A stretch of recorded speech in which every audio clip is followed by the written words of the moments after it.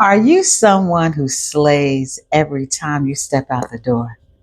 I want to talk to you.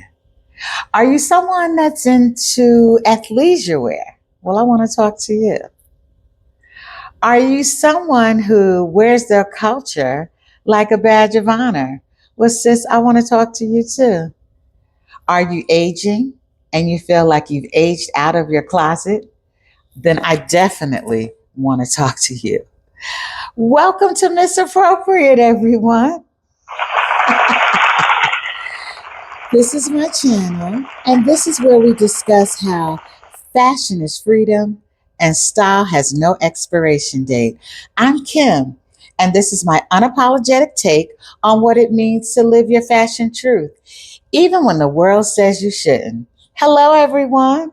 Okay, let's get into it. All right, have you ever been out with friends? And it's your friend, your sister, your cousin, whatever. It could be your significant other. And one of your friend comments, now she knows she's too old to be having that on. Or now she knows she's too big for that outfit. Or I could see all the crack of her butt. Or all her titties are hanging out. Like we've all done it, right? We've all made these comments. But I started thinking like, as spectators, who are we to decide what's appropriate? If that person looked in the mirror and they felt good at the reflection, who are we to take the J out of their joy? They decided what was appropriate and they didn't give a damn what anybody thought. It's called confidence, people. Or what about this one? You're in church and one of the mothers is complaining about a woman who doesn't have on pantyhose or stocking. Could be you. How dare this woman come praise the Lord with her legs out? Just a heathen. Or a well endowed woman showing way too much cleavage to be praising the Lord. It's hilarious until it's you. What's your thoughts? Let me hear in the comments. Do you feel this is old fashioned or does it just show respect? Okay, what about this one? Today is October 1st and it is well after Labor Day. So I have one question. Who's still wearing white? Do you have on white today? Would you wear white tomorrow? Okay. Do you consider it to be a fashion faux pas to be caught in white after Labor Day? How many of you have on white right now or are still wearing white? Tell me. Maybe you just don't give a flying foo-foo, but I'd love to hear about it. Well, a little bit about me. So I'm a Jersey girl, best in the world. I know you got a t-shirt or you've heard of it. But anywho, I grew up under the tutelage of Miss Evelyn, my mom. And my mom was a hairstylist, so she believed in having that full look from head to toe. So she lived for fashion and she had a flair for it. She was a tiny little woman and she could wear whatever she wanted. But she believed in a finished look, as I mentioned. And she believed absolutely no white after Labor Day. But now I'm living in Georgia and the climate is different. And the coolness we used to get in Jersey is not the same here. I mean, in Georgia, it could be high in the 80s well into October because, like today, it's October and it's like 85 degrees out here. So, yeah, you might still catch me rocking a pair of white jeans. But for me, it's really a summer color. When I think of white, I think of Frankie Beverly and Mays. Okay. I think of a white party and stuff. But I think in winter, I still like to wear white, but it's a different white. It's off white, it's winter white, it's cream. So I still get my white in. As a matter of fact, I can't wait to rock my white cords. Because, wait, let's just pause for a moment, people. How good do we look in white? Oh, girl, these colors, this skin, this melanin, we look good. You ever get into a white party? If you haven't, honey, you need to get to a white party. We look good in white. So I love a good white party. Okay. I digress. But, for me, again, it's about what makes you feel good. So if you put on an outfit and you look in the mirror and it makes you feel good, then I feel like it's appropriate. So the reason I've created this channel is because here we're going to discuss the myths and the realities of fashion, and we're going to talk about self expression. Are you someone who hung on to a trend way too long? What do I mean about that? Okay, check this out. One day I'm in the supermarket, a couple weeks ago or so, but I see this woman and oh my gosh, she has a beautiful head of hair, just curly, just bouncing and behaving. And she's giving you afro, but she's giving you like a curly fro, right? So her hair was so banging. I had to go up to her and let her know, sis, your hair is gorgeous. And do you know this woman told me that it was a Jerry curl? Okay, pause for that for a minute. Yes, honey, it was a Jerry curl. And this lady told me she had been wearing a Jerry curl for 35 years. And if you're like me and you remember the Jerry curl, I was shocked because, first of all, I didn't know the Jerry curl was even still out because that was a trend back in the 80s. And it was a very greasy, oily looking thing, but it did give you this curly look to your hair. But it was greasy. If you sat, like, do you remember the movie? I think it was Nutty Professor or one of those Eddie Murphy movies. And the whole family sat against the couch and you saw all the grease on the wall. But it was nothing like that. It was curly and it was moisturized, but it just looked like a normal curly head of hair. It was beautiful. So she took that style and she made it her own. So, I mean, for me, that just says that, trends have a time limit, but style, honey, style is timeless and it's always on trend. Who am I? Okay, first, I'm not a fashion expert. I'm not in the fashion industry. I'm not a stylist. I have nothing to do professionally with fashion. I am, however, a fashionista because, yes, I live for fashion, okay? But I'm clever enough to know, and I've been around long enough to know that not everything is for everyone, okay? So for me, I wanted to come up with this channel because I want you to understand, first of all, that the information that I'm providing is just my opinion. I thought that this would be something where we could spark discussion, and I'm hoping we can share ideas on thoughts of what we consider, like today's fashion faux pas, current trends, and let's talk about those timeless classics, honey, because we can't go anywhere without those classics. There's some things that I'll never get rid of in my closet, okay? Um, Next, I'm a sexagenarian. Let's just pause for the cause for a minute on that one. If you don't know what a sexagenarian is, it's just a person that's in their 60s. So anywhere between 60 to 69, you're considered a sexagenarian. It has nothing to do with sex. I just love saying the word. All right. So with that said, I'm a woman who has lived through fashion from, I was born in the 60s, but I've lived through fashion from the 70s, the 80s, the 90s, all the way through now. I've spent 4 decades in corporate America, but I've always at heart been a club kid. Okay. So, with all that said, I celebrate self expression. As far back as the seventh grade, I can remember cutting out models in a magazine, right? I would cut the models out of the magazine, then I put a hole in the top of it, like a little pinhole with a needle and thread, and then I would hang those from my ceiling. So, it was really cool because as the wind, the air would blow through, it's like the model were like modeling. Those were my mobiles that, I had hanging in my room. And it was just so cool, just having those hanging there like that. Like I really got a kick out of that. So, like I said, I've loved fashion since the time, I was a child.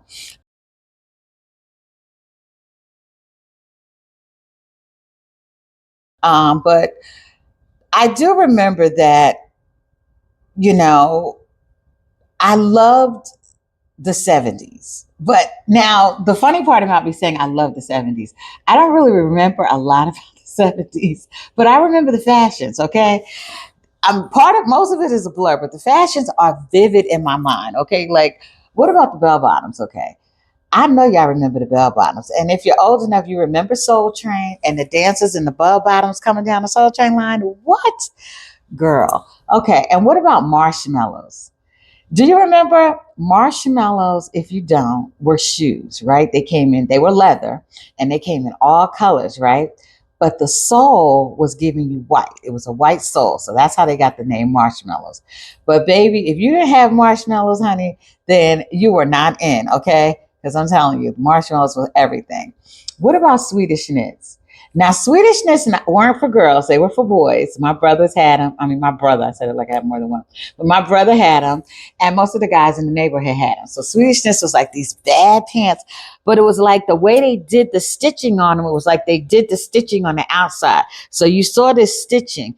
And then, if you were fortunate enough to get the pair that had the little seam in the middle where it was a whole nother color, oh baby, you were doing it, okay? You were the man if you had some of those on. Now, what about the afros? Honey, let's not forget our afros, honey. We lived for those afros, and we did everything we could do in the 70s to make sure we was walking around with that bouncing and fluffy afro. I can remember my brother getting my mother to give him a blowout because his hair didn't grow long and out like that. So she would like do it with the straightening comb, just pull it out just enough to kind of puff it out some and give him that fro, because you know you need that fro to be sitting out, okay? So yes, I did love the fros too. Oh, and what about Cicely Tyson and the braids, honey? She was the one that I first saw with the braids and the beads and stuff coming down, and I was like, oh my God, like you definitely wanted that look. But remember that it was some type of beach show that came out. I want to say Baywatch, but maybe not Baywatch, but something similar to that. But that woman was on there, Bo Derek. And Bo Derek was wearing her hair in braids and beads. And then all of a sudden, the media picked it up like she was the one that had created braids. Okay. A classic case of what? Misappropriation. Once again, misappropriating our styles, okay? Because no, Miss Cicely Tyson did that, honey, and she always will have the credit for that. So I don't understand what that whole part was about. But anyway, then let's talk about the 80s. The 80s giving it too. Okay. I can remember back from the 80s where, oh my God, first of all, like I said, I was a club kid. So definitely spent some times at the club. And, you know, the 80s, remember though, was what stands out in my mind was those shoulder pads. Okay. Remember, what's our girl? Oh God, Dominique Devereaux from Dynasty, honey. They had those shoulder pads. They were giving it to you. And the other thing that sticks out is high top fades. Remember the high top fades? We had Kid and Play. You know, we had the Fresh Prince. You know, the kids was definitely running around with those high top fades. So I know you remember that.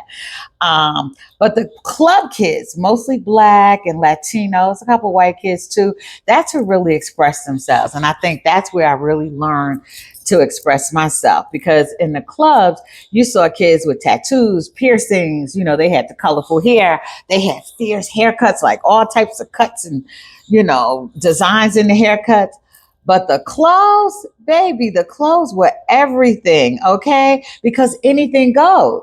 You know, the club kids, myself included, would mostly have on capezios and characters on their feet. If you don't know what those are, honey, those were shoes for dancing. And we had those on because you couldn't tell us we weren't professional dancers from Alvin Ailey or something. Oh my God. But you would look over there and see somebody with a tutu on. You might look over there and see somebody on with chaps. I mean, the looks were giving, honey. The looks were giving. I mean, somebody else might have on something, a whole outfit made of chains. And then, of course, we did the denim looks. We did the leather looks. I mean, whatever you can imagine, they had it on. But the beauty of it, in the club, nobody judged you. You know, you're in the club, you're doing your thing, and people were just giving you two snaps up, honey, for coming in there and giving looks, honey, because that's what it was all about. It was all about coming in and giving some look that you didn't see last week, okay? So it was fierce. Outside of the club and around the neighborhood, you saw colors from all around the diaspora. African, Caribbean, Latin influences. I mean, from the 70s to now, we've always rocked the head wraps and the dashikis with our jeans. But remember the 90s when we saw Queen Latifah, You know, she was rocking her head wraps, and then Alicia Keys came out. She was rocking the braids. I mean, as Black folks, we've just always had style. And then when you think about the 90s too, that was also the style when crazy, sexy, cool. That was a crazy, sexy, cool era. A lot of little sexy tomboys were cropping up all over the place. Remember, they even had a song about it. So yeah, I mean, we've just always have style. So as a result, I'm a Black woman who wears not only her culture, but also her experiences. And all of it has helped me formulate what my style is today. My style was curated by my life. And ultimately, I believe fashion isn't what you wear, it's how you wear it. Okay, let's talk about age appropriate. Oh my God, I'm rolling my eyes. I really hate the phrase, and it plagues me quite often. As I mentioned, I'm a woman in her 60s and by no means skinny. I've lived my life always thicker than my friends. Okay, I've always been thicker than my friends. So, with that, I've always felt that I've had to work harder to look as good as my friends. Because until now, like, we didn't really embrace being thicker. Like, we embraced that whole skinny thing. It was always about being skinny, right? It took what feels like a lifetime for me to accept and love who I am today. And with that said, now with all the acceptance, and here at 60 plus years old, there's been countless times when I'm standing in front of my closet. I've picked out an outfit that I think I want to wear. And then I'm standing there and I ask the horrifying question: am I too old for this? Oh my God. But then again, like, who gets to decide if this outfit is appropriate for me at this age?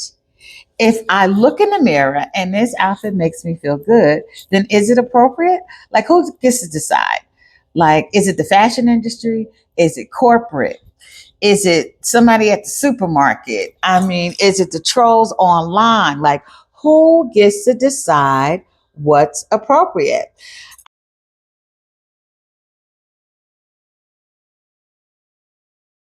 I'm sure if you're anything like me, at some point you've been told, tone it down, cover it up, blend in. Well, I've chosen to stand out and I've decided I make the choice on what's appropriate for me. Okay. And you should do the same thing. Okay. I remember once going to play tennis, right? And I decided, well, I wasn't going to play tennis. I was going to hit some balls. Let's just put it that way. My dad had actually taught me to play tennis as a child. He was a tennis instructor. But it never really stuck for me. I never really mastered it as he had hoped I would. God rest his soul. Anywho, I decided I was going to put this cute little Nike tennis skirt on. I had a cute little tank top to go with it. And of course, my Nike sneakers. Well, my man at the time was protesting. He's like, okay, where are you going with that? And I'm like, okay, what's the problem? It's to my knee. The skirt's not that long. And then again, it's a sports skirt. So now, you know, the sports skirts, they have the shorts made underneath the skirt. So at any point when I'm bending over to pick up a ball, you're not going to see anything. And I don't know if his protest was really about my age or about my size, because I am a thick madam. I'm a size between 14 and 16. Okay. So I'm giving legs, I'm giving thighs, I'm giving booty. Okay. But I wore it anyway. But if I'm honest, you know, I did feel a little funny. You know, it made me a little uneasy after all that. But when I got to the park, and when I looked in the mirror, I felt good. I felt like I looked good in the outfit. So, and I didn't feel like I was too old or too big for it. So I went ahead and took my little happy behind to the park. And when I got to the park, I got so many compliments. Like, I was ready to go buy that skirt in every color. Okay. So the lesson for me on that one: you can't let someone dim your light when you're meant to shine. Let me shine, honey. Let me shine. Let's talk corporate versus creative. Okay, so like I mentioned, for 40 years of corporate, right? So in the boardroom, I've learned to navigate dress codes. I started my working life during the early 80s. And, you know, corporate dress code meant blue, black, gray, and sometimes brown. But I never stopped expressing myself. I would do a bold necklace. I would do a pop of color, a kente cloth scarf. I just found ways to show up as me, even when the culture said I shouldn't. I do, I dress up a blazer with a brooch or something. Anything to give life, honey, to those muted colors of corporate. But my pet peeve, wait for it, casual Fridays. Baby, casual Fridays was a gag for me. It always drove me crazy because I felt like you put all this effort into establishing a closet for your professional or your dressy looks, right? So that, your clothes showed your aesthetic. And when you showed up at work, you always looked professional. And then they throw casual day at you. So I'm not mad at having a casual day. Like, yes, let's have casual day. But if it's casual, let it be casual. That business casual, that's the trick. That's the trick bag, that business casual. Because you still need to look business, but you're supposed to be casual. Okay, that's an oxymoron for me. All right, so I decide, all right, here's the first casual day. I show up on Friday, this first casual day. I wear a pair of slacks. I wear like a round neck shirt instead of like a button up shirt. I just wear like a round neck shirt. I think I had a belt on, the slacks, and flats, not heels this day. So when I get to the office, another sis in the office says, "That's what you call casual?" So I'm gagging, right? But as I'm looking around the office, most of the people have on khakis because a lot of them wear khakis. And during the 80s, of course, there were very few women in tech and very few blacks, to be honest. It was a lot of white men in the room, a couple of women, but but more white than black. So even the white women also had on khakis. Well, at the time, I didn't really have a lot of khakis in my wardrobe, but what I did have was a lot of those golf shirts. Now, I don't know if you're familiar with the golf shirts. If you worked in tech, you're probably familiar with how a lot of the techies, they give you those golf shirts. And they basically look like the Lacoste, Isaiah Lacoste shirts, where it's got the knit collar and you got the alligator right here. And then polo, Ralph Lauren, he did his version of it and he's got the man with the polo stick there. So it's that shirt. So Nike did it. There's, most of the sporting or athletic brands make the golf shirt, right? But for some reason in tech, we always get these golf shirts. So I had quite a collection of them. And they were just in my closet because that's just not my style. That's not something that I want to wear because this really looks like a boy to me. It's like a piece of man's clothing. And at no times do I want to look like a boy. So anyway, I decided to go out and buy me a pair of jeans because the jeans that I had, these are not jeans that you can wear to the office for business casual. Wink, wink. Okay, so I go out, I find a pair of jeans, and they're like a dark navy color jean, right? But they had a more tailored look to them because they just had like the slit pockets down the front, and then they had the one pocket in the back with the button. So they gave you like a more tailored slack look opposed to denim jeans, right? But they were denim and they were jeans. So I put on one of my little golf shirts with that, and I tied it on the side. I did whatever I did to invoke my style. But as time went on, I would get some of the little cotton t-shirt dresses. And just like the golf shirts, they had the dresses that looked like that too. So those were cute because you could wear sneakers, you could wear your little sandals with those, and still invoke your style. Because I put a belt around one or, do something to just invoke my style because, oh my God, it just drove me crazy.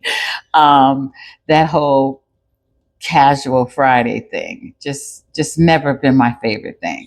So I just feel like always remember, show up as you. It's the best way to exude confidence. And when you're confident, you command the room. Culture as couture. Let's talk about it.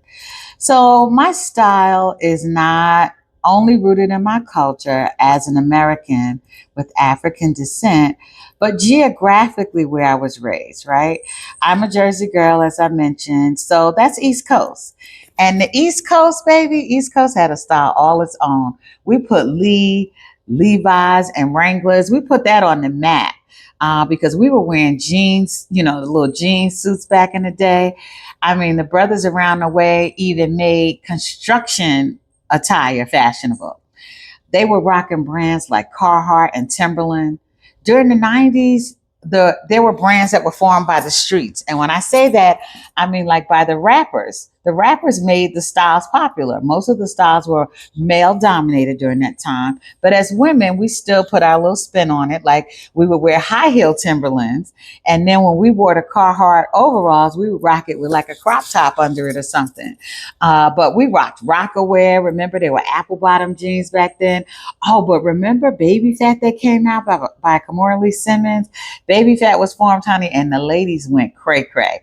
So the East Coast possessed a plethora of people from all over the world. As I mentioned, all over the diaspora. So you'd grab your style from various influences, Afrocentric prints. We do the statement earrings, and always showcasing our hair, whether it was natural, whether you was wearing a protective style, braids, weaves, wigs, perms, waves, crimps.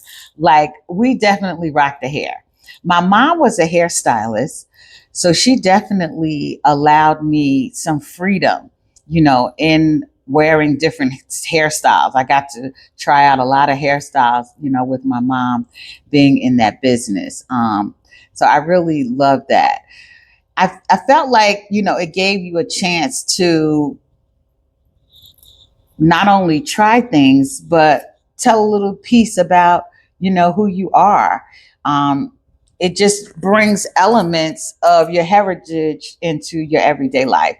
But I also love grabbing pieces when I travel. I love to have a piece to say, I got it from this place or that place. And especially as a piece that stands the test of time. But to speak to my own sensibility and style, I just feel like because your look is not just fashion, it's storytelling. It's your advertisement of who you are. Style. Style isn't about permission, in my opinion. It's about presence. Now, I can't say I don't follow fashion trends. I do. But ultimately, I follow a feeling. And I want everyone listening to know you don't have to shrink to fit someone else's comfort zone. And all of this, what's considered in and out, you can expand into your own in. Okay. Even with all the designers and the labels out there, some of us utilize labels to define our style. Now, don't get me wrong. I love a good designer snatch like the rest of you. But what does being checked out and labeled say for you? Does it mean or say to the world that you got money? Or does it say you have style? In my opinion, sometimes less is more. You don't have to put on every designer in your closet today. But again, if you looked in the mirror and you got a good feeling, then stand in your truth. Slay all those labels today. But for me, I found that some of my best outfits are when I have on one label and, maybe like the label is my shoes or my purse. And I might just have on, a pair of jeans and a t-shirt. So I just really feel like, again, style is freedom. And you have to determine where your freedom lies in your style, But as we've gone around, I'm seeing that, styles are changing. Trends are changing. But I just feel like, for instance, listen to this. One day, or not one day, I have this sweater, right? It's my travel sweater, right? Now, this sweater is really old and I love the sweater. But the story that I'm telling you is that the sweater came from Walmart, right?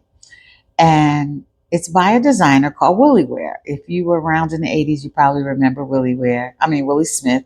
The line was called Willie Wear, but the designer was called Willie Smith. God rest his soul. But every time I go to the airport, I'm getting compliments on this sweater.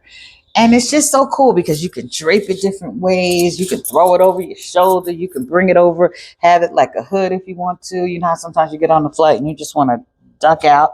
You can do all that. And it's lasted the time. I've had it for many years. So it didn't cost a lot of money, but it still looks good. So it can still be, super cute. It doesn't have to have a big price tag on it. Um, there's some trends like right now. Okay. I'm thinking of one recently. I saw these sneakers online. Now, the sneakers were $800, right? Now, of course, that's not the shocking part because we know if you into labels and you into shopping, $800 for some sneakers is probably just a drop for you. That's not a big deal. But these sneakers, the shocking part wasn't the $800. The shocking part for me was that the sneakers were dirty. They look stepped on and they look used. So one of our, I guess, current trends is to buy distressed sneakers. Now I know we got distressed jeans and we buying with holes in them and all that stuff, and that's become a style. And we all do it. I have a pair. I'm sure you got a pair too. But the distressed sneakers, I'm having a problem with that. It's just not a trend that speaks to me. The sneakers went all the way up to about $1,500. And picture this. They look like somebody had stepped on your foot. Then they got rolled over by a car. Then they got rolled over by a truck. And then the train just finished them. I mean, it was crazy. Like, it's just not a trend that speaks to me. But again, not everything is for everyone. So the lesson here is you want to wear the clothes, honey, not let the clothes wear you. All right, gang. I was trying to keep this under 30 minutes. We're a little bit over, but I really appreciate everyone for tuning in. Round of applause to everybody. Woo! I hope this discussion gave you a little more confidence to slay all day. Now, next time on Misappropriate, we're asking, where did your style come from? I talked a lot about where my style came from. Was yours inherited? Was it you got it from corporate? Was it inspired? Was it invented? I'll continue to share my roots and I want to hear all about yours. Come ready to listen, reflect, and maybe even join in the conversation. Please comment, like, and subscribe below. So you stay current on my next drops, okay? Until next time, on Misappropriate, where style has no expiration date. Until next time, and remember, fashion is freedom, and style has no expiration date.